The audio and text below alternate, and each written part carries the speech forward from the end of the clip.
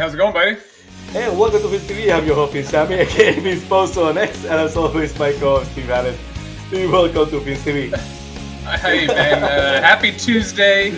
Happy holidays to everybody out there, to our wonderful, amazing crew that we have that's going to be joining us here soon. Happy in a transition away from where we were on Sunday because I've got to find myself in a better mental space.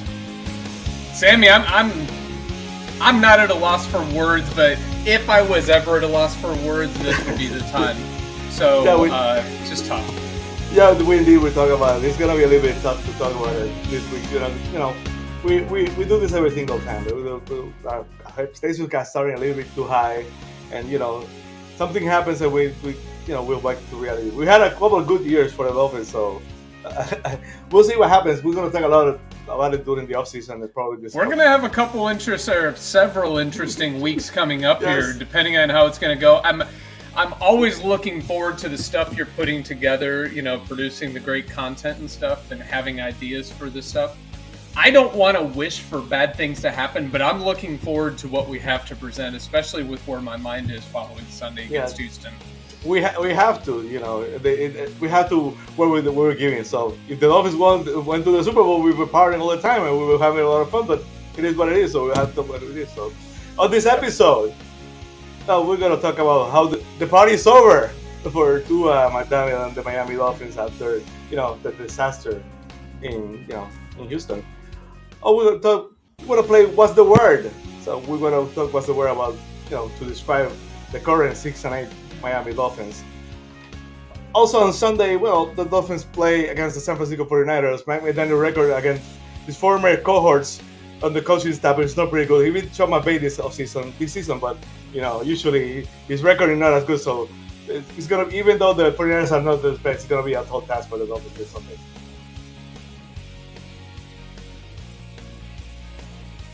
Sorry, it's pretty interesting that you bring up the point about McDaniel and his record against his former cohorts. I mean, we did beat Sean McVay in LA earlier this year, and every time I'm kicking rocks and I'm pissed off at the Dolphins, my wife is like, well, they beat the Rams on the road this year. And I'm like, yeah, you know what? You're right, they did. But what have you done for me lately? Microwave generation, man. I am not the new generation. I am an older one, but God, I want that microwave generation. I want it now, and I want wins. I'm from the stove generation, and we're actually burning right now. So let's go to the images from the game that was against the Texans last Sunday.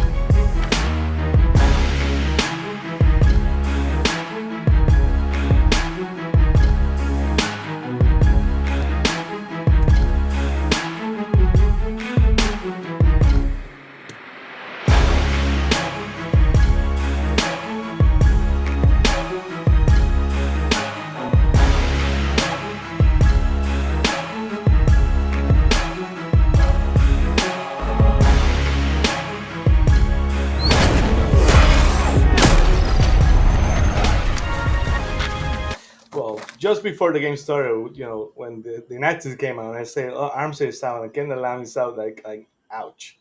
That's a tough draw to get for the Dolphins. But it is what it is. The Dolphins have no excuses. The Dolphins defense kind of show up. Well, most of the Dolphins defense show up, but the offense, that's a tale of a different story. Wrong routes, the two under pressure constantly. That was a foul the referees called inside the Dolphins end, so the Dolphins could have tied the game with a touchdown. They call a holding on Tyreek Hill was atrocious, if you ask me. And the Dolphins set up for the field goal. They do what they always do when they lose. They start chasing the points, and that's a recipe for disaster. But I want to know what you thought of the game was, Steve. Say that it was rough is an understatement. it's not the first time that we've lost a game that we weren't blown out, but it really didn't feel like we were in that game at all. I mean, you said it exactly. The offense, I have no idea what happened, but games like that really, when they're stacked on top of each other like we're seeing in this year, the games against the league's tougher opponents, I won't even say tough, but ones that we should be able to go toe to toe with, when we go out there and we perform like that, acting like we just really, frankly, don't belong on the same field in terms of what we're able to do, or even worse, what we're not able to do. It's extremely difficult to really stomach that on a consistent basis. I mean, we're not out of it, and maybe it's crazy of me to think that, hey, we still have that sliver of a chance that if, the stars perfectly aligned, but I'm not buying it. I'm not buying it exactly where we are. And I know our feature segment's going to get into that, but you said it perfectly. I don't know where the running game has gone. I don't know why our head coach, play caller, play designer has not been able to make up for teams adjusting to what our team did last year in the league. Mm-hmm. And it was obvious from the opening kickoff in this season that other teams had caught on. Frankly, it was kind of obvious last year against those top teams that they had caught on to what we were doing. And we just couldn't get anything going. And Tua had a very off day. He came out, and sometimes he has those where you're just wondering, is his feet placement not right?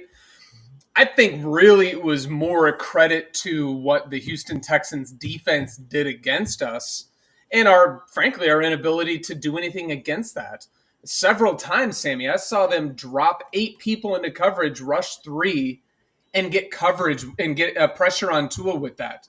Yes. You've got 5 on 3. Anytime they cleared out the backfield with nobody in there to, like a running back with Tua, you'd see the linebacker do this thing, whatever the hell that's supposed to mean on his arm. Everybody would back up. 3 people would rush. They'd get pressure on us, and Tua couldn't find his spots because all they had to do is what they did last year when they realized, knock these guys off their routes, screw their timing, and we can't do anything. It was an extremely frustrating experience all around. Absolutely. I heard Travis Winfield, the official Dolphins podcast, saying that the Texans knew the signals, some of the signals for the Dolphins. Apparently, Robert Jones taps the center, and as soon as he taps the center, they do what they just said. They switch the defense, they go into coverage, and that happens. So they basically knew a lot of what the Dolphins were doing. Basically, they used to be teammates by Daniel, and so. I don't think anybody doesn't know what we're doing. Yes, I mean, that's true. It's not like we have a lot of variety, and one of the bigger things we constantly keep on talking about on this is you're not getting to the line of scrimmage with enough time to read the defense, to do the crazy motions that they insist on running when they clearly don't have the time to do it. So they're putting themselves behind the 8 ball before they even snap, before they even break the huddle, and they're breaking the huddle with 12 seconds left, get themselves settled, and they can't do the things that they're trying to do. I don't think it takes – I couldn't do it, but in the NFL, they are the elite of coaches. I don't think it takes geniuses to figure out how to – it doesn't take a genius. They've got to knock our wide receivers off their routes, and it throws everything off for Tua. Absolutely. So let's go straight to our distinguished panel. The Festival crew are Shari, Hallett, Mr. Perman, and our special guest panelist, Adrian, Rainey from the Rainy Day podcast. Good evening, guys. Hello. Welcome back, Adrian. What's up? Adrian certainly was a disappointment. I didn't have too much of a hopes for that kind of game because, as I say every single week, the definition of craziness is something different, but it seems to getting happening the same time every single time. So, but still, I expected a better effort from the Dolphins. So I want to know your thoughts about the game against the Texans. I just thought we were so undisciplined, whether it's the play calling, getting the play in, lining up. I mean, we playing the game with pretty much 2 starting offensive linemen because Patrick Paul played pretty well, and then Aaron Brewer. Everybody else on that line, it shouldn't be starting in the NFL at all. And then the defense played great, good enough to win, I would say, but at the same time, you got people just not being disciplined, I mean, and Javon Holland, I don't know what happened to him, but I mean, that was a crazy game for him, man. And it just looked like we just reverted back to, same old Dolphins, just being very undisciplined. I mean, say what you want about Brian Flores, he had a disciplined team. And this one has not been for the past 3 years. You can say what you want, but it hasn't been, and it's showing in the biggest games every single time. So it was a disappointing game, definitely.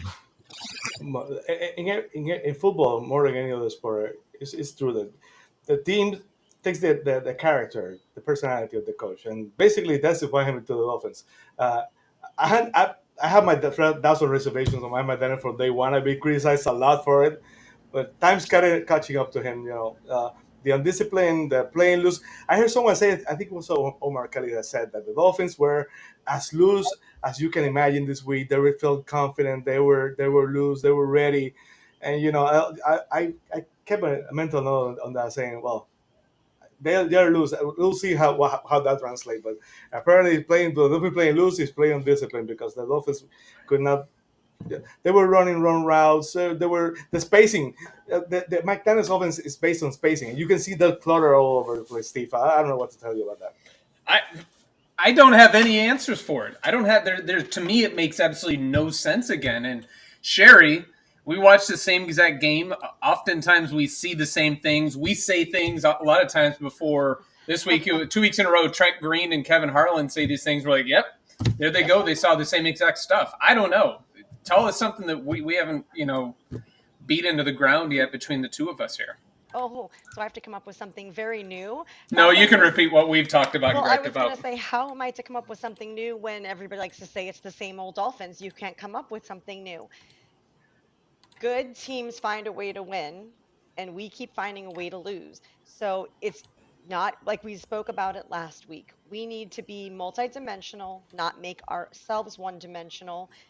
We have to give ourselves opportunities and we have to adjust. And I didn't see any of that this No. weekend because, yes, I understand that now they know if they bump Tyreek or they bump Waddle off of their routes, it's over. Well, no, good teams find a way to work around that. And if you look at Yes. the teams like the Chiefs, say what you want about them and the winning at the last minute, but they find a way to snatch victory out of the jaws of defeat over and over and over. And somehow we keep finding a way to lose.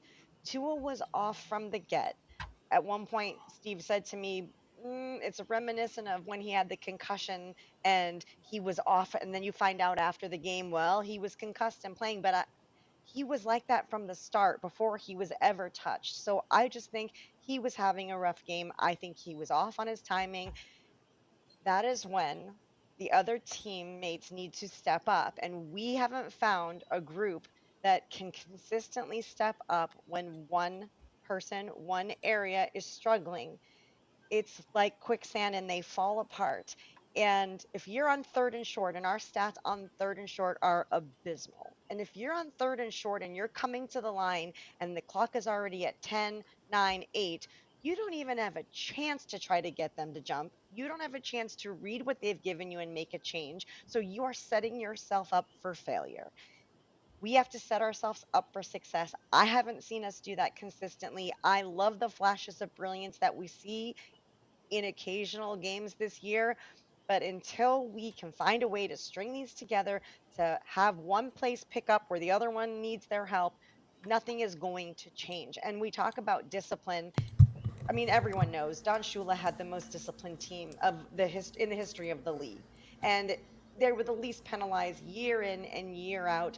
And when you can rely on not hurting yourself, it gives you so many more opportunities because you can take advantage of things as opposed to putting yourself in a hole to start. We are playing out of a hole too much. Matt, you can add something that they want something new. Tell us something new. First and foremost, I don't know why in the hell anybody would take anything Omar Kelly has to say. What Here, here. What were you drinking that day? Omar Kelly is the definition of clown. So everybody has said some things that kind of make me, nod my head in agreement. The one thing that really gets under my skin is I don't watch much football outside of the Dolphins, but I'd be willing to bet that if we had a drinking game for every time somebody gets called for a hold when they're receiving a punt or a kickoff, I'd probably die. And you talk about discipline. You're 100% right, Sherry. Don Shula definition of teams that knew what the hell they were doing. They lined up on time. They lined up on side.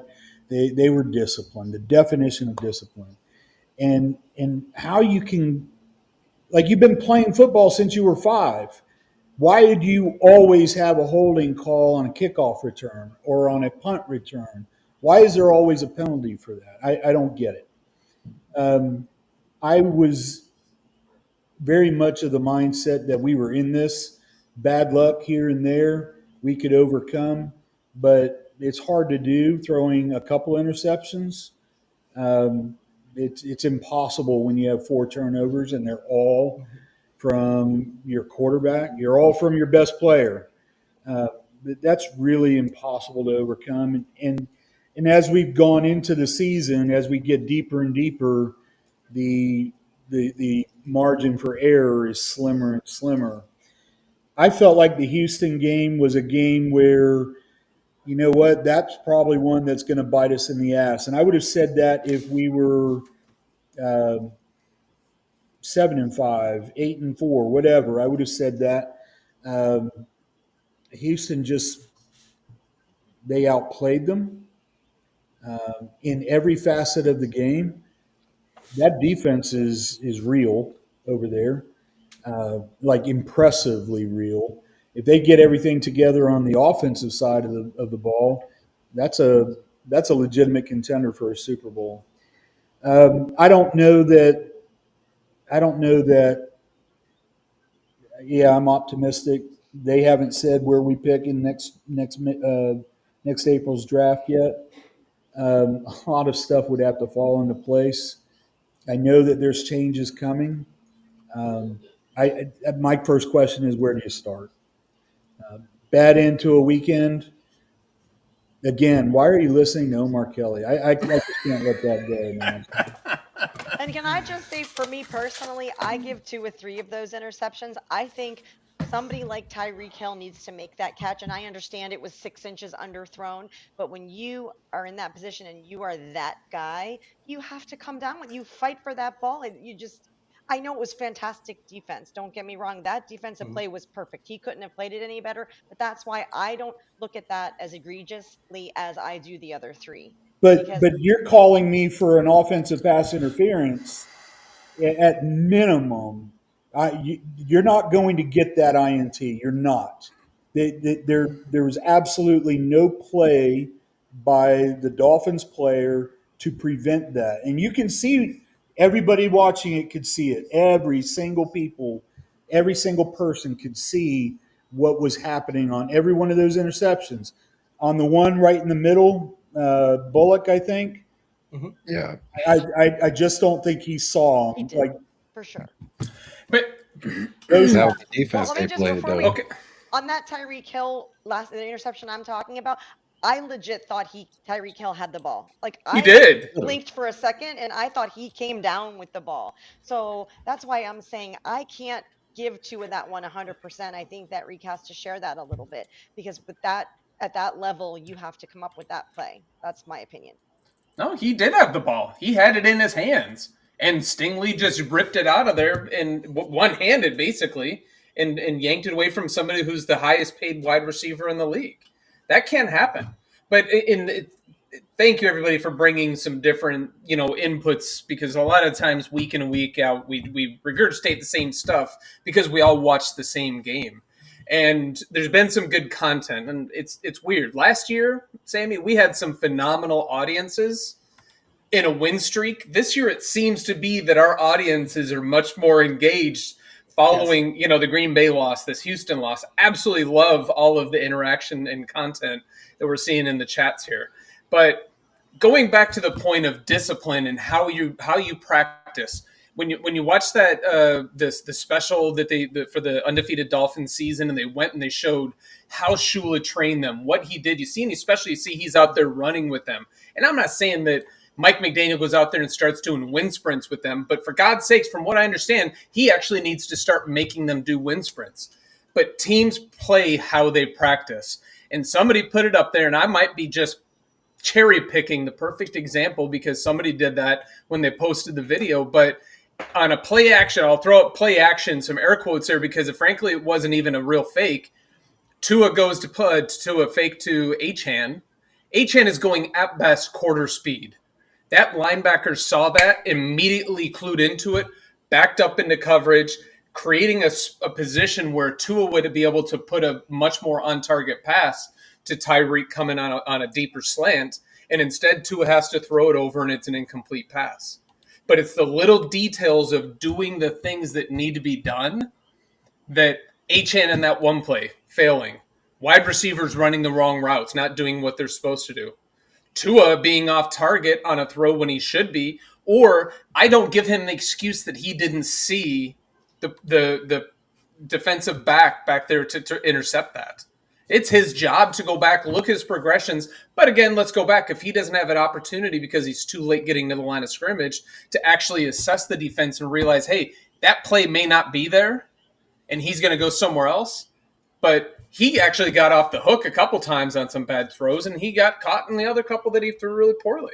So it was a really disappointing one. Bearded, I really love your comment that everybody just needs to set their expectations lower. I'll be honest. My attitude right now was a lot better than it was after the week 2 loss to Buffalo. It's even better than it was after the Thanksgiving game against Green Bay, because I have set my expectations lower, and my brain is already on vacation mode for the Dolphins and thinking, okay, what do we have to do to game plan? And it's unfortunate because the season flies by way too quickly, but that's just where I am. And that was, I didn't do it. I guess I did. I set my expectations high, but the Dolphins did it by letting me down. Let's go to some of the comments before we go to Adrian. Absolutely, Irving. 100%, man. Always choking against the playoff caliber teams. No doubt about it. And this time the weather was not a factor. They said that the zone was hot. So, there's no excuse. Just no excuse. No. Yeah. Team preparation. They didn't prepare. That's the truth. And Cosa Nostra. Amen, Cosa. Yeah. That's very good. That's it. Bearded. And Eric. Here we go. There you go. She says, absolutely. My man. And clearly when you set those expectations lower, you end up smoking the rest of the people in the Pick'em League. Absolutely. The fans fell into the Super Bowl window. Your mindset. That was that's basically it. It's really frustrating because that's the debate for another day. If the window, the Super Bowl window, the supposed Super Bowl window is closed. That's a topic for another day. We're gonna have to discuss that probably the coming weeks. Is how big are the changes? We're gonna talk a little bit during the Party's Over segment, but we're gonna probably talk it more extensively during the offseason. Adrian, the team is constant. Is the undisciplined, the mental errors, the lack of toughness on this team. So it's really frustrating, Adrian. Yeah, man, it is. And I give it to Houston. Like what Matt said, their defense is phenomenal. And what they were doing was dropping 2 corners straight back and leaving that safety and giving him the option to come underneath. And it was, Tua was used to having the middle wide open, and didn't make any adjustments. And look what happened. And he was off. Tua was off. It was a real bad game for him. I mean, he's, people are killing him on the internet right now. So, but they also killing Mike McDaniel. They also killing Chris Greer. It's a clusterfuck of things like That's the one. That's on. But Adrian, I mean, but what that does is that gives the other teams the formula on, hey, this is all we got to do. Yes. I mean, frankly, they learned last year. And Yeah, when true. Tyreek got absolutely thrown around like a rag doll in that playoff game, they're just going to keep on doing that. You're not going to have speed if you can't get your wheels going for traction. Yeah, Or and if then they the drop Why them running isn't game back. there a too, man. The formula to running beat game. Kansas City? Why isn't there a formula to beat Kansas City? They're saying if they know there's a formula to beat the Dolphins, you remove this aspect of the game. Well, that should be that for any team. So the problem is, what's the difference? We're not adapting. We're not making Yep. adjustments. We're That's not it. adapting. We're not disciplined. And frankly, we just don't put it together in all three phases of the game. Like, if one of their phases fails, the other ones pick it up and And that's get it exactly done. what I said in the beginning. We've Correct. got to find a way to pick up the slack because you can't fire on all cylinders every game, but you have to have that backup group. Do you think that's ego though too from Mike McDaniel? Like, oh no, I'm gonna just 100%. keep doing the same Yeah, thing. I'm gonna just keep doing. No, we'll beat them. We'll beat them, yeah. and it 100%. never Why do you worked. think he keeps on doing that fancy little flip around thing that, pitch, toss, option? I don't know what the hell it is. Nobody's fooled. Week one, it worked great a couple times. That's like running aging up the gut every single time. No, he's gonna break one. He's gonna break one, and he's going backwards, and he's getting hit, and he keeps doing exactly the same thing. None of our backs though. None of our backs. I No, mean, that's offensive line too, and that's also scheme as well. So he's got to do something. He only Matt, got a couple more games. I feel like he's auditioning for his job next year. To be honest. Matt, before we go to the next segment, the Tua was the greatest quarterback in the world. Even some of the the media haters, the media doubters, and the media were saying like they were quiet on Tua. As we're gonna see in the next segment, they came out of the bushes to bash Tua. But that's what happens when you fail in a kind of game like this. Yeah, they bash him whether they win or not. They could rip off the next every game for the rest of the season. They could make the playoffs, and there's people in the sidebar here that will rip him as well. He's fair game. There's nobody that yeah, he's kind of cool. Yeah, I kind of like him. You either despise that guy for whatever reason, or you think he's the greatest thing since Marino. Um, I don't know that he can win. He could win a Super Bowl, and I don't think he'd win fans over. And I'm not really sure why.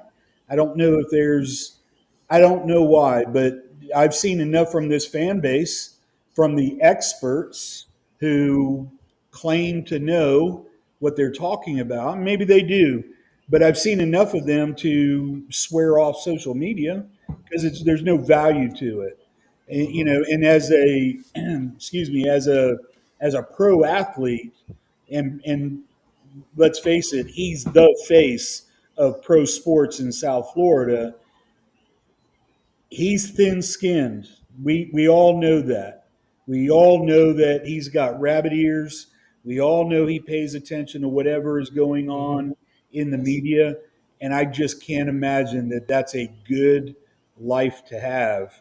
There's a part of me that thinks that the next time he scrambles, come on, man, I'm gonna stick my head in there. I'm gonna go retire with my 255 Oh, and be done. seriously, Gary did just had a any of heart us attack. not want to die when he went head first? I mean, He did. Oh just man, he's just Yeah. saying, He- I know what my I benefit. I know. have to be available. I have to be available. That's my what. And then he goes and does that. Are you kidding me? Yeah. We were just saying in the car this past weekend with our kids, and I think it's valid right this second. Don't ask questions you don't want the answers to. Don't go to social media looking to see what people are saying about Yeah. you. It doesn't matter what people are saying about you. If you've got to go out and hunt it down and find it, that's almost like such a self-defeating lifestyle. You need to put blinders onto that stuff because none of it matters. You're a professional. You go out, you do your job, you play the game. Whatever any keyboard warrior is saying about you makes no difference in your life whatsoever. And he has got to learn that so that he I can would love play to have. I clean. would have loved to have seen Twitter exist when Marino was the quarterback He would because have lit everyone he would up. have gone on and told everybody, "Go fuck yourself." Exactly. He absolutely would have, Yeah, and Absolutely. everybody here knows that's true. yeah, And yeah. it's a shame because I think He that still will. What are you talking oh about? yeah, he absolutely will. But that's the mentality I think that you have to have. I Yes. think that you need to, whatever it takes, insulate yourself, because your job, it's a 12-month-a-year job. I don't care, if you're the 53rd man on the roster, it's a 12-month-a-year job. Insulate yourself. Don't worry about what the world thinks of you, and come back to fight another day. Matt, you jumped me to the point. That was going to be that was going to be my next point. Dan Marino is, to me, is the greatest of all time. You cannot tell me otherwise. He's my favorite player ever. I love Dan Marino, but I'm old enough to remember he had a lot of bad games. He had a lot of interceptions, a lot of 3 INT games, a lot of losing the cold, and he didn't give a crap about it. He didn't give it a fudge about it. So, pick a guy and let it fly. When he said that, he really mean it, because he didn't give a shit. He just came back the next week, and here we go again. And yeah, that's the kind of toughness this time. Of course, Don Shula was the toughest guy ever, the greatest of all time. Here for him to more than likely now keeping that record forever. But that's basically the mindset. You have they say nice guy finished last. The Dolphins have started to prove that might be the case for that might be so. So next we're gonna go to our feature segment and how the party's over for Tua Maitane and the Miami Dolphins.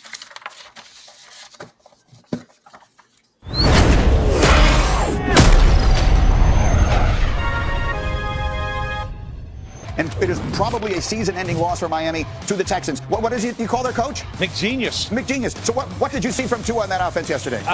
Mick terrible. And here's the thing. Look, this guy, anytime he threw it down the field, it was intercepted, it seemed like. And I'm so tired of hearing he threw for 70% complete rate. Yeah, here you go.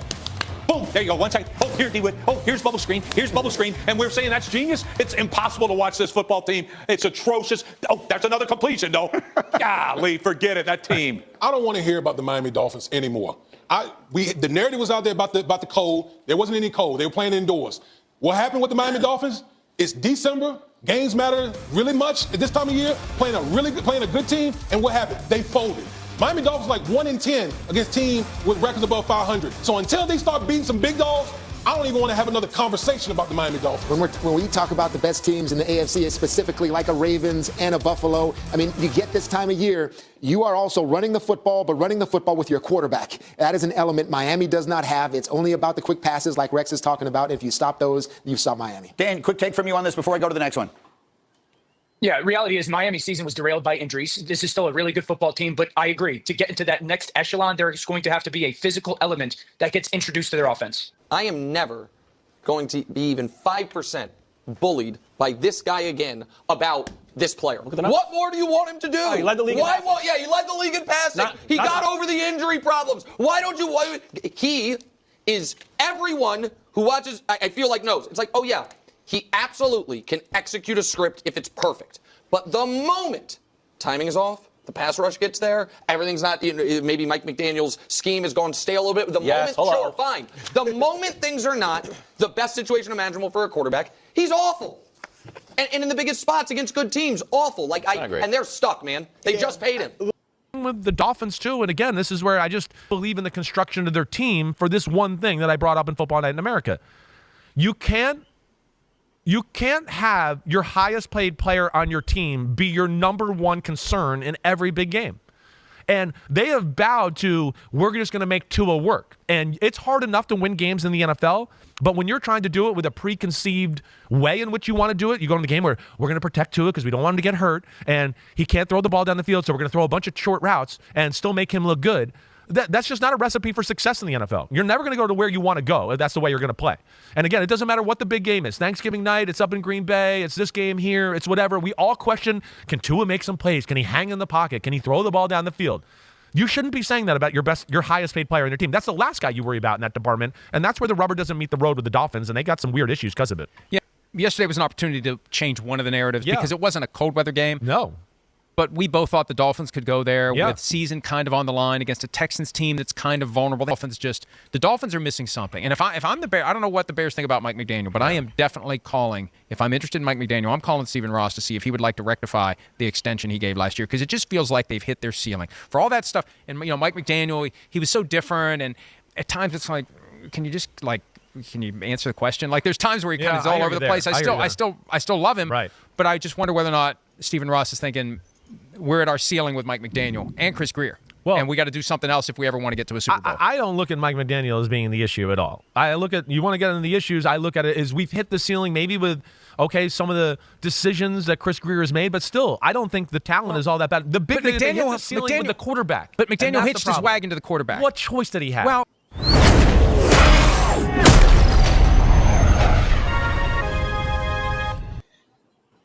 Well, the Miami Dolphins playoff hopes are hanging by a thread after the disastrous loss to the Houston Texans last Sunday. With their chances now dwindling to around 10%, the path to the postseason has become increasingly narrow.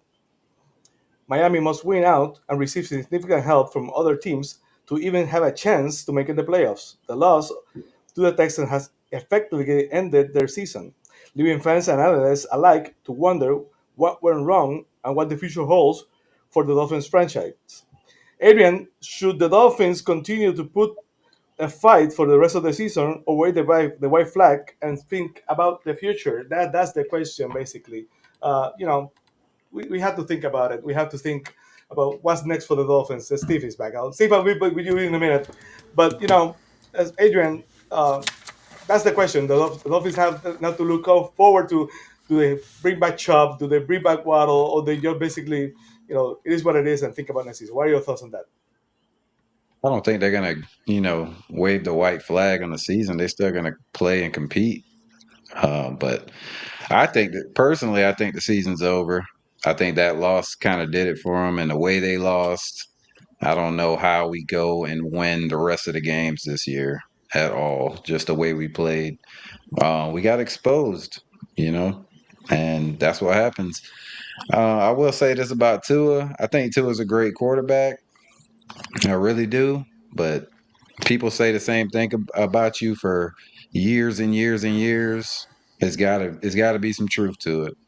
And I'll say this: back in college, he did have the speedy receivers. But he had a run game. He had a great defense on the other side of that Alabama team. So if that's what they were trying to do, then they failed constructing the team. And that's what happens when you don't fix the offensive line, when your defense is shaky, in a lot of games this year. Have played well most of the season, but been shaky. And then you got wide receivers that are making $30 million that drop balls, run wrong routes. You can't rush for 1 yard to save your life, pretty much. So, it's on the team to me.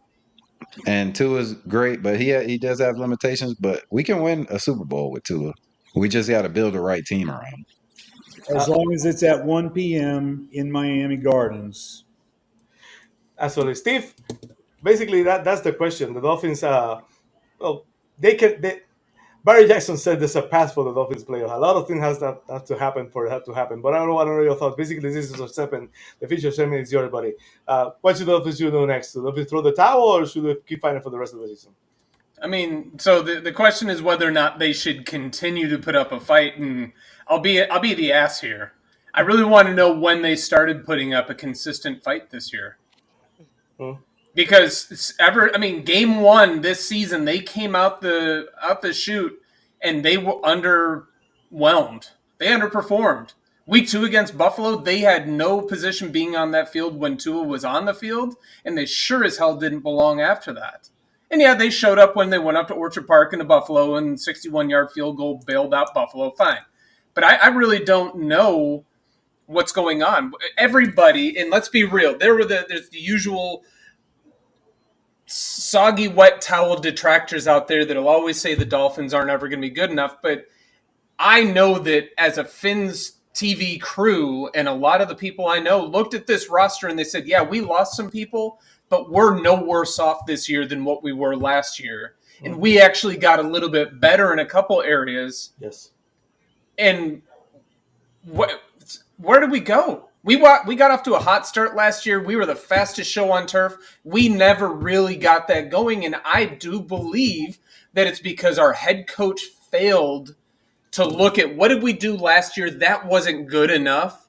By the end of the season, teams caught on to what we're doing. We're going to get better. Hey, Greer, I need these things. And if Greer went out there, people say that Greer is drafting and catering exactly to what McDaniel wants. And if this is what McDaniel wanted, then it's another indictment against him. McDaniel is the head coach for doing that and running back so many of the things that clearly weren't going to work. But really, it's against Greer as well for saying, yeah, sure, I'm going to continue to give those things. And I'm going to sit in front of the camera all arrogantly and say, you guys are a lot more worried about these pieces than we are. We're 100% confident. He's never going to get off the hook on that, and he will be prosecuted for that on Finn's TV court at some point in this offseason. Oh, he's ready. But McDaniel ran back stuff that just didn't work. I'm sour as hell because you know what? I'm not a season ticket holder. I wanted to be a season ticket holder again. There's no way in hell. This is an organization that is increasing the prices on season ticket holders, increasing the price. You've got to really, truly either be well off or sacrifice a lot in your life to say, I'm going to go to these games on a consistent basis. For what? What's the payback? What's the ROI? You're looking at an owner who's leading this organization, making what, $400 million was his revenue share check this year? What does he give a damn about? He's valued at what, $6.3 billion, just the Dolphins piece of his empire? So just a little bit more than me. Oh, just a little bit. But, I was expecting to see you as one of those 10% shareholders that bought a piece of the Dolphins, man. But we as fans have so much mentally vested, and I'm seeing some of the people in the chat say, we've got to make a stand, and that's exactly what's going to have to happen. 2 years ago, we hit all the season tickets are sold out. There's a waiting list. I want to see that go away. I want to see it start to hit them to where they say, hey, what we're doing isn't working. Because if what's happening on the field isn't working, then fine. But this team did rebuild at the same exact time as a couple other teams. This team was actually a couple years behind or ahead of Houston doing a rebuild. And where are those teams? It's not apples to apples. You can't compare in a vacuum because they play different teams. They play in different climates. Injuries happen where they don't happen in other teams. But where are those teams in terms of their rebuilds versus where Miami is? We are on the downward slope. We already went up to where I think that we were going to peak as a part of this rebuild, and it's just extremely frustrating. So will they throw the white towel, Adrian? Absolutely not. I don't think there's a chance in the world that they're going to quit. But if it's me, there's no way in hell I am bringing Bradley Chubb back right now. If Jalen Waddle is tweaked a little bit, he's sitting on ice. Sorry, dude. We'll see you next season. We already paid you so much money. We're going to keep you around for the rest of our investment. At some point, the team needs to realize we belong on the NFL fields, but we don't belong against the elite competition that we have out there, and that's where we are. And Greer may not say it because he wants to save his ass. McDaniel sure as hell isn't. So hopefully the team can start heading where they need to go. Absolutely, 100%. I mean, Matt. What? Give me a soundbite here, man. Should they continue to keep fighting? They're professional athletes, and I'm of two minds of this. Number one, they're professional athletes. They will fight because that's what they do. But then there's the second part of me that wonders: has anybody checked out? I'm looking at you, number 8. Where's Devon Holland been? Since 2023 right? And listen, I'm a fan. Contract here.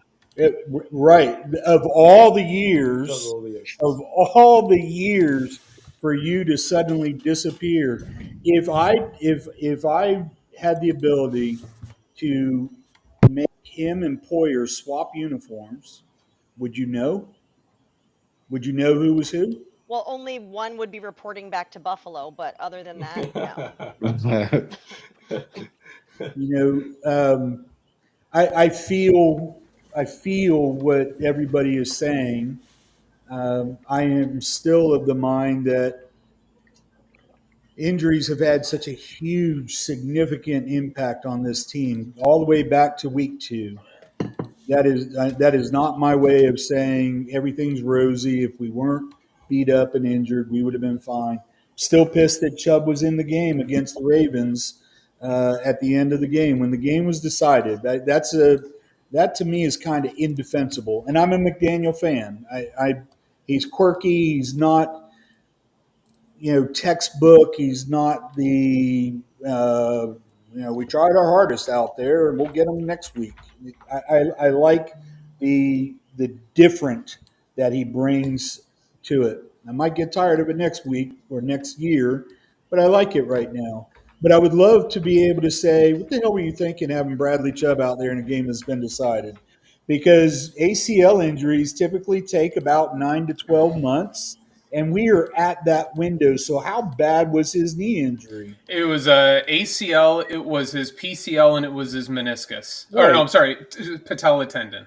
And back at the time, because I remember, Steve, I remember you going off on a tangent about that, and you were right. No. But the thing about it in my head was, what if it had happened on the first 2 plays of the game? Would that have been different? Maybe. It still happened. And now I agree. Set him down for the rest of the season if you have any intent of him being a player next year. So, yeah, I don't really have a soundbite for you other than when you're talking about elite, being a part of the NFL and being elite and being on the field with other NFL teams. I agree with you. I think you're 100% right. They're professionals, Matt. They're not going to quit, and that makes complete sense. And I tell you right now, there's nobody in that locker room of the players that is sitting there I'm looking at the NFL draft order as it stands right now, and Miami's sitting at 6-8 is number 11. They're picking 11th. Best chance scenario in terms of how I'm viewing it, we might switch places with New Orleans and end up in the 10th spot. So nobody else on that field is looking at that. But very, very good points, Matt and Shari. You're the one who I'm with you. I won't leave the couch. I won't leave a seat until the final whistle blows and everything. But, at what point do you say they've got to kind of dial things back and just realize this isn't going to happen? Hey, can I interject here real quick? Go. Cosa Nostra, I love seeing him because he's not towing the company line. He says what he wants. He says he's thinking his messages are basically stream of conscience. And he said, "Suck it, Chris Sims." And you know what? You're absolutely right, man. Because in that little clip that Sammy showed, Chris Sims said, and almost verbatim, "You can't say, and then you don't show up." Hey, Chris Sims, the Dolphins aren't saying it. You're saying it. You guys are saying it. The Dolphins aren't saying it. You're literally talking about yourself. So I have to do this. I'm going to hijack it for 2 minutes, Sammy. You show those clips of the talking heads, Rex fucking Ryan, who is the most overrated head coach in the history of the NFL. Rex Ryan's declaring that I'm not dealing with this anymore. And the other clown saying, I don't want to hear about the Dolphins ever again. And then Teddy Bruschi, Jets and Patriots players. Yes, exactly. Teddy Coattails Bruschi. Yes, I don't want to hear from you guys either, but you say these things to get this reaction right here. Nobody asked. I didn't ask you what you thought of the Dolphins. Did they lay an egg in Houston? Absolutely. Did they lay an egg in Green Bay? Absolutely. But you guys are the ones who are saying the Dolphins are saying this about Tua, and then they don't go out and perform. Somebody said 1-18 against or in games that they're supposed to win. Y'all are saying that. This is the NFL. The point spreads are 1, 2, 3 points a game. If it's more than 7, it's because you suck. Your team absolutely blows. So we're talking about a difference, a margin there that is minuscule. It's a missed extra point. It's a missed field goal. It's a field goal with no time left from 62 yards out, right? But they say these things to get people fired up. And I am with you, Cosa Nostra. Suck lemons, Chris Sims. I promise Come for on, next week. others. I promise for next week and next season, I'm gonna have ready the background music for Matt's friend. So I promise on that. That was my mistake. I'm gonna have a background music for Matt's friend. Please go ahead, Steve. No, Shari. I wanted to pass it off to Shari for her to be optimistic. And then Matt hijacked it, but I agree with what you said. So I'm happy to give you some of my time. Is the party over? At our house, the party is never over. Whether we have fun at that party, that's another question. So they're not going to give up. They are also not going to win the last three, in my opinion. And we like to talk about it, and I like to come out here and we all have opinions, but we don't have answers. The problem is the people who are supposed to have the answers don't have them either. And that's where the Dolphins have to look and say, why don't the people we pay to figure out the answers, why don't they have them? Because it all goes back to the same thing. If we can't adjust, if we can't adapt and overcome, we are constantly going to be mediocre at best. The people who are supposed to figure it out, if they can't, how long do you let that go along? And I'm not for changing coaches every 2 or 3 years because you can't create a system that way. But you also need to see some kind of acknowledgement that I'm doing things maybe that aren't right, or that I have to change the way I see this. Let's move in this direction. Let's try something new. And Sammy says it every week, and it's the definition of insanity. But the thing is, the party's never over for us. The Dolphins will always be a party for all of us. The question is, what kind of party is it going to be? They don't give up. They shouldn't bring Chubb back. They shouldn't Waddle. Look at this. Bearded. The Dolphins are the buzzkill of the party, man. Exactly. They're the people who show up at the party when they weren't invited. But And as talking about joining the party, what do I want to welcome her? Bearded Fanatic Maddie, welcome back to Vince TV. Thank you so much for having me. I got plenty to get off my chest, but I got to give it to Shari to finish up. She was making some very valid points there. I'm good. I'm ready. I want to hear what you have to say. Take it away. Well, first and foremost, I appreciate every single one of you. Maybe except Matt because he doesn't want me to win. I caught that a few weeks ago, man. We'll get into that later. But no, seriously, I do appreciate every single one of you. Obviously, I've been on a bit of a hiatus from talking any type of Dolphins football, but the love that you guys show every single week, especially you, Sammy, messaging me every other month. I really appreciate that. It comes from a good place. So don't think that it goes over my head that, you're out there being very supportive even when I need it most. But party's over. Listen, by the way, I'm moving to Orlando in a couple of weeks. I hope you guys invite me over. I'll be across the way from you guys. You're not far from us at all. Come on over, man. I think the party's been over for the Miami Dolphins, and I think it goes like Steve said, and I'm going to regurgitate a lot of it because Steve, you're making very good points. Adrian, Matt, you were all making very good points. This team, I feel, from that first game against the Jaguars, we were already headed in the wrong direction. There was nothing impressive about that win. We won it at the last second. Then, obviously, leading up to when Tua got hurt, nothing there was impressive either. There hasn't been a semblance at all this season where you're like, you know what, this team's going to go far. And I think I get that fans were excited because we finished so well. We went into the playoffs last year, but we did beat up a lot of crappy teams last year. So my immediate question to Dolphin fans is, what did this team do last year against the juggernauts of the NFL that made you feel so confident that we were going to come into this season and just blow the doors off of everybody? I thought we were going to be a 9-win, 10-win team and potentially sneak in as a wild card, but even that's not going to happen. So that's my feedback on the party being over. So Bearded, you say that, and you're 100% right, we beat the hell out of the teams that deserved to get their asses beat last year. And I'm telling my kids, you believe it because you saw it on the internet, so it must be true. But earlier today, I saw somebody post up that the Dolphins have had the second easiest schedule in the league. And this isn't like Matt preseason, nobody snapped a football in regular season yet. This season, our record is the second worst against the. How is that possible that we're doing this much poorly this year when, compared to a year ago? I mean, how far – it feels like an eternity ago putting up a 70 burger and doing conga lines and celebrating. That seems like forever ago.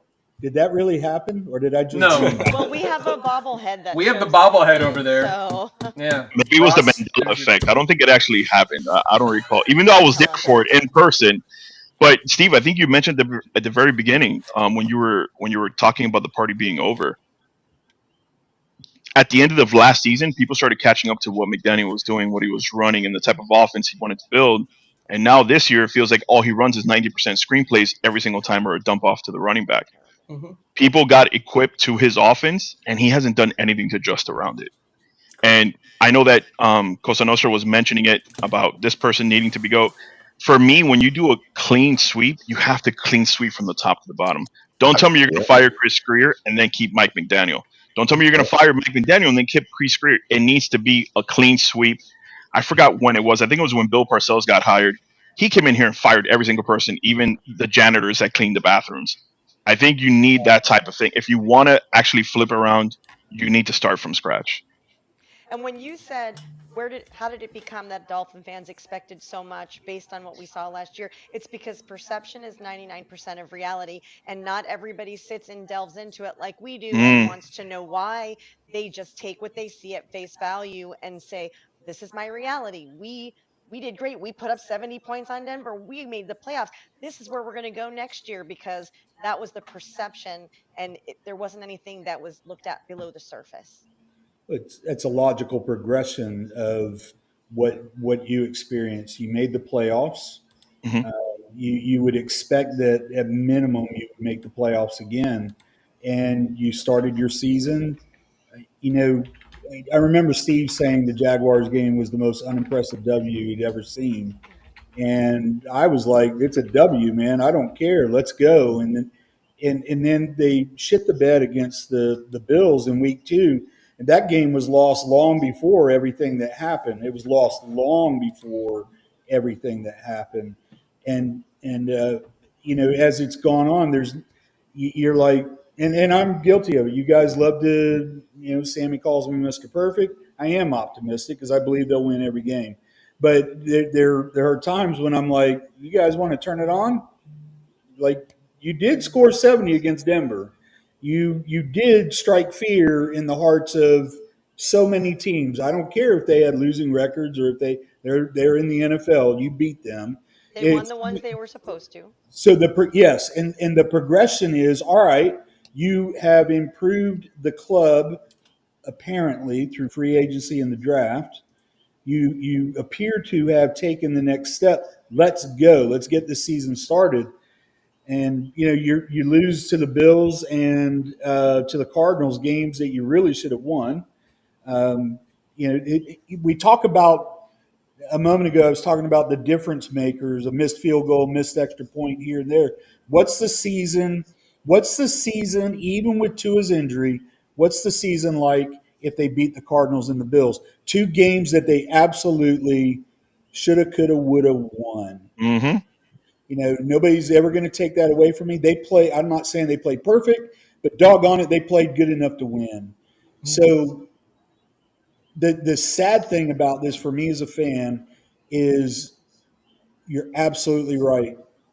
The right way to do it is to cut everybody loose, GM, coach. And I'm a fan of McDaniel. I said it a moment ago, I'm a fan of his and of his brain.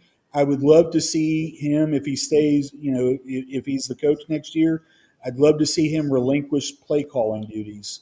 You know, to somebody that can say something. You really want to run Achane into the line again? Because, you know, our line's kind of iffy. No matter what we've done for the last 40 years, according to Barry Jackson, our line's yes every time. Right. You still run a five. I can't think of the kid from FSU about 30 years ago. Travis Minor? Yes. He played for the Dolphins at one time. That kid, he had great talent in college, but when he got to the pros, he got his ass whipped by the end of the second quarter. And that's what you're doing with Achane right now. I could keep going on this rant, and I know Steve's loving it because it's not my typical positive, the sun's always shining rant, but it is what it is. You filled up my Finn's TV swear jar today, Matt, and I appreciate you. You got it. There's some truth being slung around here today, and it's necessary. 100%. Hey, I will say this though. Doesn't this season look like just a continuation of the second half of last season? The way Absolutely. We never yes. the way we were on That's a that great point. downtick, That's a wonderful and point.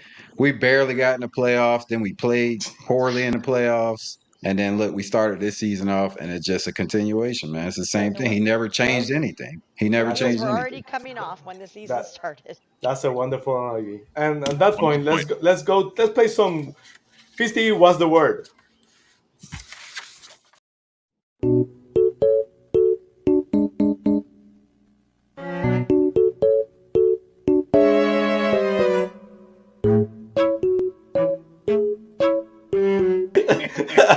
Well, it's our game segment. We're gonna play some What's the Word. So let's start with. Sammy, you've emphasized this in all caps. What is the word?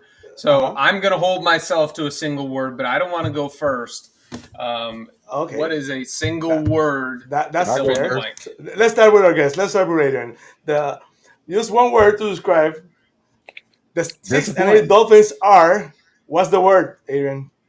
Disappointing all the way. Very disappointing. That's a key word. How about you, Manny? The 6 and 8 Dolphins are blank. What's the word? Steve is making me pick one word. Do your best. Horrendous, but it's asinine of us to think that it should have been any better than what it is right now. And I'll say that.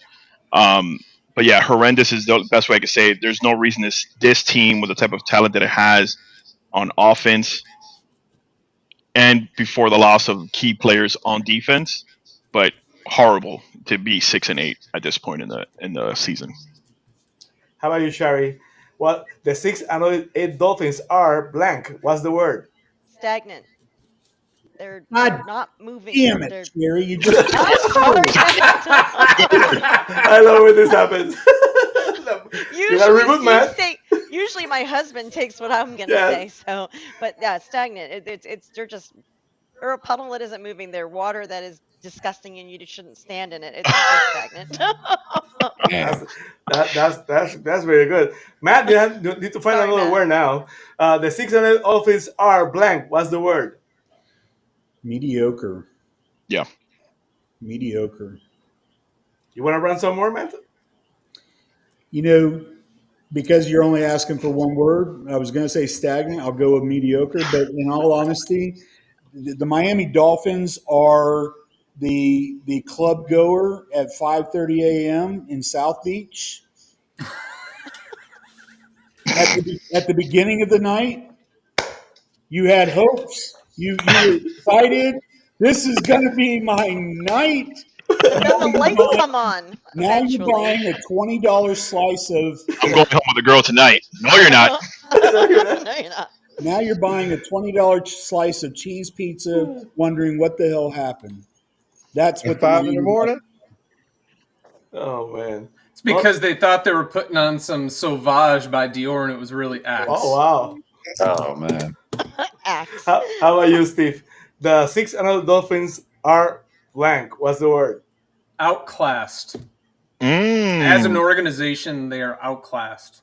Sure. Every phase of the game right now, starting with the head coach, it's his design, it's his coordinators, his game plan, special teams, offensive grit or lack thereof, they're outclassed. The general manager, outclassed. I mean, the ownership. Everybody praised Ross because all the players around the league rated him fantastically because he has great facilities. The dude has a playground slide in the middle of his facility, and everybody's like, "You guys are talking trash about the best owner in the league."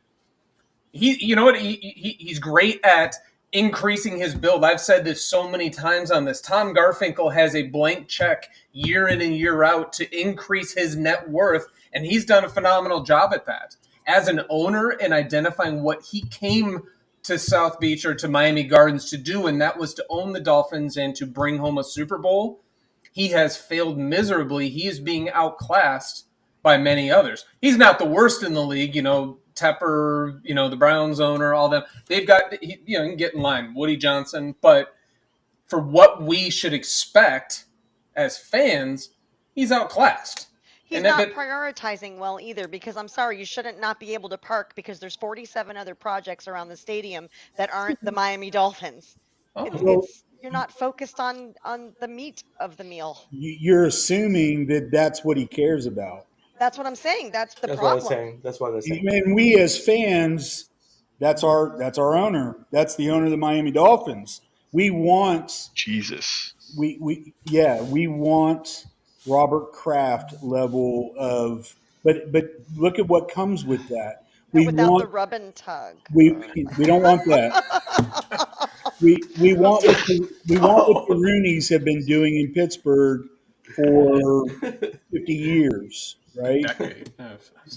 And that's what the Rooneys do. Sorry, Bearded. Well, so no, 100% right. And to Bearded's point on the horrendous thing, yeah, we see that so often, and we're not to the point. I'm saying I really can't wait for the putting Greer on trial episode that we're going to have here, because it's going to be a great one. But you're right. We're just as at fault at being horrendous here for expecting something different. And it's that definition of insanity, which brings me to the point of how many years has Greer had the opportunity to turn things around here, and he hasn't? So that is the textbook definition of horrendously insane. He's a yes man. Why are you going to give him the comp picks that he's going to get in 2025? Why are we going to give him the number 10 or number 11 pick to start this rebuild back over? And if the Dolphins were Ross's priority, he should be addressing that, and he's not. 100%. On that, what you just said, my word is that 6 and 8 Dolphins are oblivious. They just don't get it. They keep seeing the same thing all over again, and they're probably gonna keep doing the same thing all over again. We're gonna be probably talking about the same thing next year. So, on that note, the Dolphins played the San Francisco 49ers this week. Turn out the lights. The party's over. They say that all good things must end. Call it a night. The party's over, and tomorrow starts the same old thing again. Sammy, we've got ourselves a new theme song for the rest of the year. I love that. I cannot say it any better myself. Well, how they compare? Let me put my glasses on. We do this every single week, and apparently the numbers are not, what's really going through the Dolphins, because the Dolphins right now have the 20th ranked offense, the 49ers have the 8th ranked offense, the Dolphins down to number 6 defense, and the 49ers are now the 3rd defense. So, but you know what the reality of the Dolphins defense, they're spotty. There are some weeks they're great, and when the Dolphins playing good, the defense is not going to show. On the weather, it's going to be partly cloudy. Miami, the only thing that sometimes is good for us is that sun, but not even that we can get right. We're going to get a cloudy game on this Sunday. I'm sorry, let me start. There's Bearded. I have a 4 first 5, and there's Bearded again. I'm going to start with Adrian. Adrian, the 49ers have not had a great season this year, but basically, Mike McDaniel has a problem. Other than beating Sean McVay this year, all his cohorts, his colleagues from that system usually beat on Mike McDaniel. So I'm not very confident that the Dolphins can pull a win this Sunday against the 49ers. But your thoughts on the matches this Sunday at Hard Rock Stadium against the 49ers? Man, I already told you, man. Season is over. They about to mail this one in. I'm Turn out the lights. If this is our last win, then it's probably if we get this win, it's probably the last one of the season. But man, I don't know. I don't see us winning this, man. They got great players still. They done had a rough season also, but still better than us, I believe. They're way more physical. So that's the only thing I'm looking at right now. Like, physical teams beat us up and make us do what Houston did. Houston made us look mediocre as, but yeah, man, I think it's over with. I don't know how we win. I don't even think we get one of the last 3, to be honest. The 49ers last season, basically, the team that played the 49ers basically lost the week after every single week. What Adrian said is basically right. They're a very physical team, and that's not the Dolphins' forte.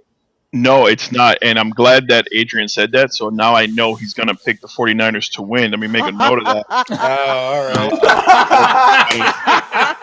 Make a note of that right there. Games, dude. Listen, and Shari mentioned this a few weeks back, Shari, when I was coming here through one of my victory runs. You said you have to pick with your heart sometimes. I can't.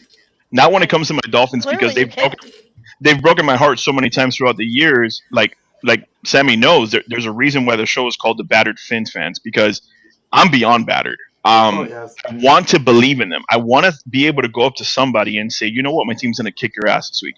I haven't been able to say that in so many years, and I don't think it's going to happen this week either. I have a bunch of 49er buddies.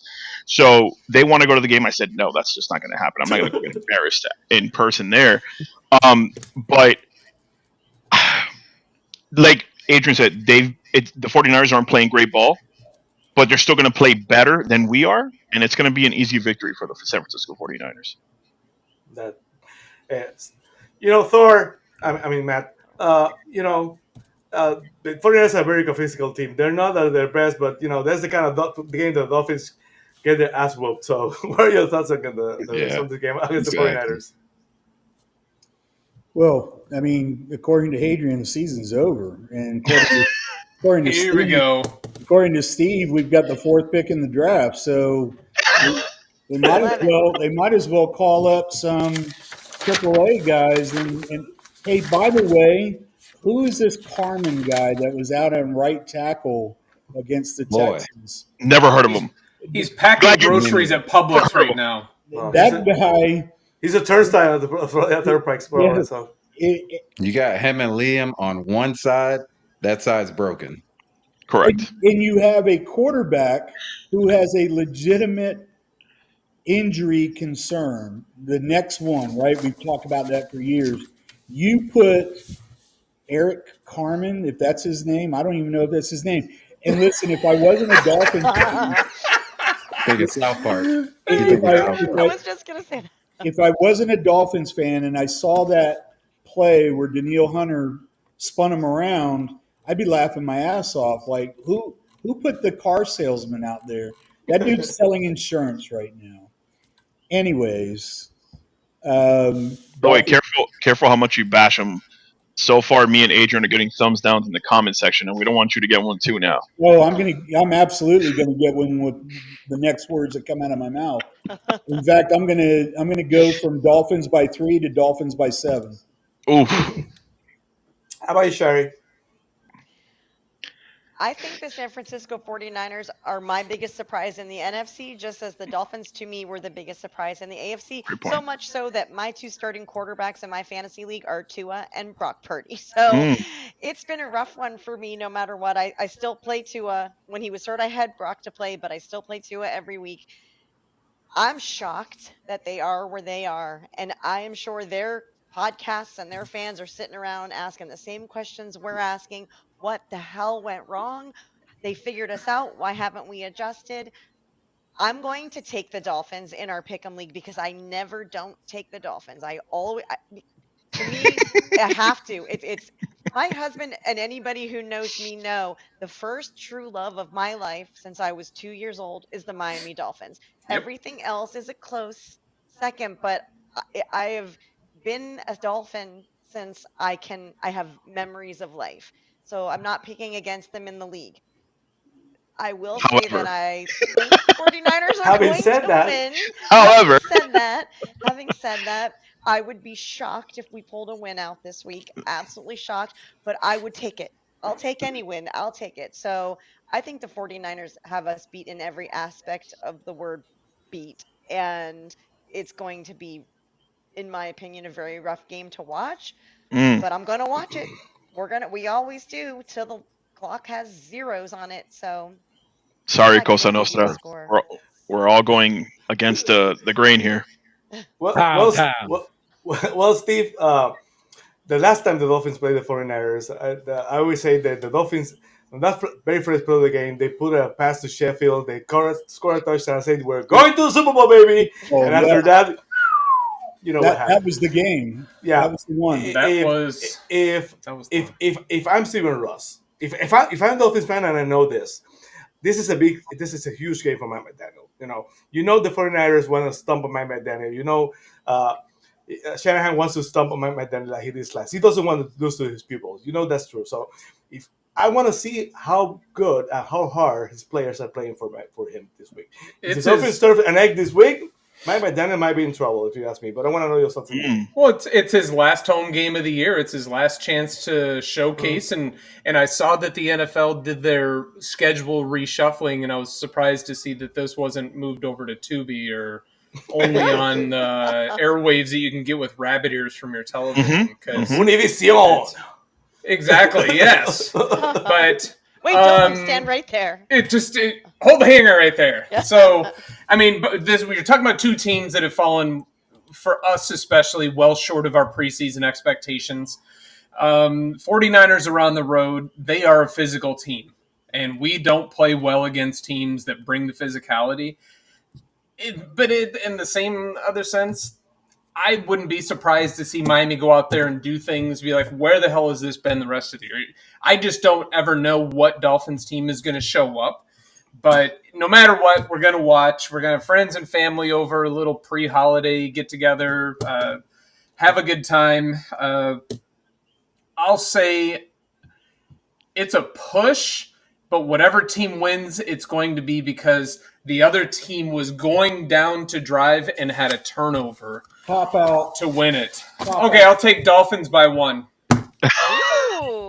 You see that TikTok video that said we're Dolphins guys. Of course we're gonna, Basically that's the story. We're miserable during the season, but as soon as the season is over, we can't wait to get it. February hits, the Super Bowl's there. Man, next year I can't wait when we start looking for the draft, and Scott says it's gonna be there this Sunday. So let us know how that goes. See, Shari? You mentioned that you wanted to see if the players were going to show up for McDaniel, that this was going to be kind of telling.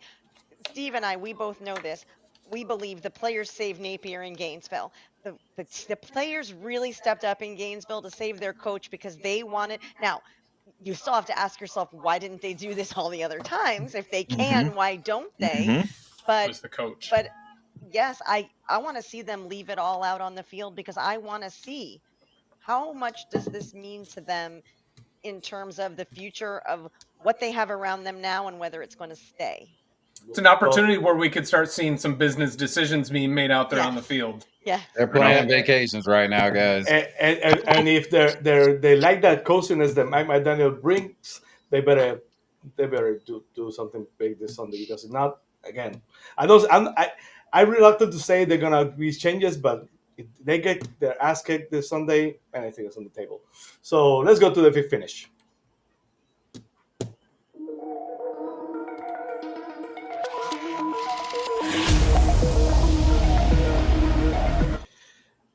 Well, to all of you watching to all platforms, we appreciate it. We appreciate our special guest today, Adrian, Rainey, and beautiful. Adrian, where they can find you on all platforms and Rainy Day Pod? Rainy Day Pod on all socials and on YouTube, brother.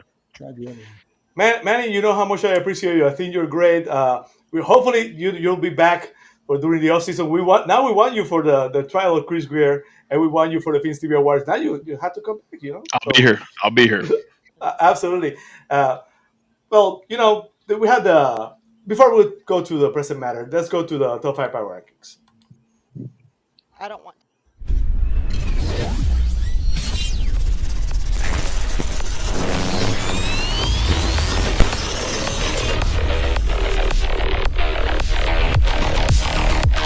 Well, there was some movement this week. We had to put back the Bills at the top 5 at number 5, the Steelers at number 4, at number 3, the Minnesota Vikings, at number 2, the Philadelphia Eagles, and at number 1, the Chiefs at number 1. Well, that was my Super Bowl pick, and Eddie Chapper, our friend, bashed me for saying, "You're crazy, the Chiefs and the Eagles." Well, you asked me, that 1 and 2. Steve, Patty Mahomes got hurt this week, but That happened a couple of years ago. He said he was hurt. Dramatic. Yeah, exactly. He's I'm not buying that. dramatic. Yeah, he goes out. He had a full practice today without any limitations. I mean, And seriously. that's his go-to injury as well, by the way. That's Yeah, his go-to. no. Kermit gonna be out there, man. Kermit gonna be out there playing. Kermit. It sucks to see the Lions get as many injuries as they've gotten. You know, incredible. you got to wonder how much they're gonna be able to overcome this. But I really my emotional side of it, not Dolphins' side, is I really like to see the Lions make it all the way. Right. I'm a little surprised they're completely out of your top 5, if I'm honest. I was too. Yeah. Well, maybe take the Steelers out of there. I agree. It's his top 5. He can do what he wants. That's the idea. That's the idea. I put for context. Last year, I asked all of you guys to do top 5, and you every single week you didn't do it. You came up with it in the last second. It wasn't an accusation. Yeah, I was just saying I You was didn't like to surprised. do it, so I took over. So now you criticize my top 5, and Matt coming in like the grumpy old guy telling people to stay off Sammy's grass. Well, for those of you who don't know, we're having a pick and league this year. Our friend Man, a beer fanatic, is leading the pick and league. Adrian is a close second, so that's a good. I want to announce that it's going to be a huge prize for the winner. So I'm going to present the prize for the winner of the Fins TV pick and league.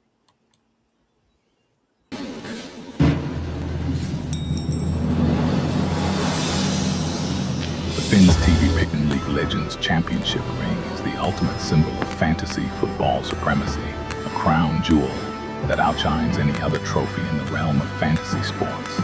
Its exquisite craftsmanship, adorned with precious metals and sparkling gemstones, reflects the extraordinary achievement of its owner, a true fantasy football mastermind. Beyond its material value, the ring carries immense prestige, serving as a testament to the champion's strategic brilliance, unwavering dedication, and unwavering luck. Owning the Fins TV Pick and League Legends Championship ring is not just a victory, it's a legacy, a permanent mark in the annals of FTV history. Behold, the Fins TV 2025 Championship ring.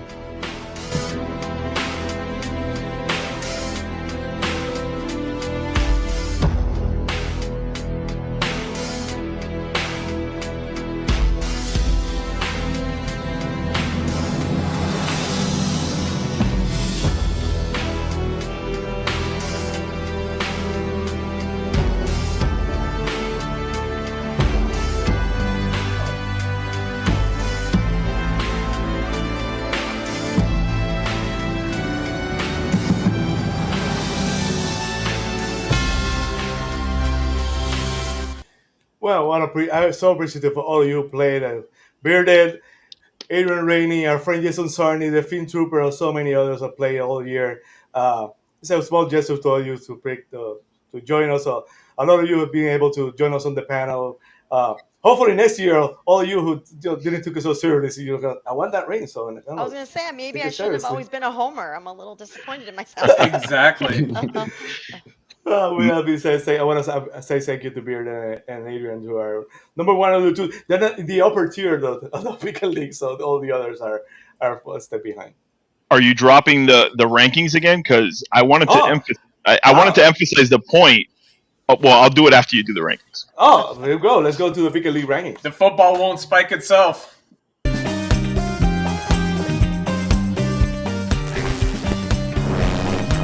Well, again, this week Pick and League rankings, not so much movement, but Sean Selby goes show at number 10, Tiffany at number 9, Shari had at number 8, at number 7, Lou from Date, Bobby Fitz at number 6, Steve at number 5, Fin Trooper at number 4, your friend Jason Starr number 3, Adrian Rainey at number 2, and number 1, Billy Panelis. Is that good enough as for you, Billy? That you like that? I think it started with Matt a few weeks ago when he's like, "Nah, I just want Adrian to win the whole thing." From that week, you could tell Sammy was like, he went from Bearded Fanatic to, oh, here comes Bearded Fanatic. It got personal at that point.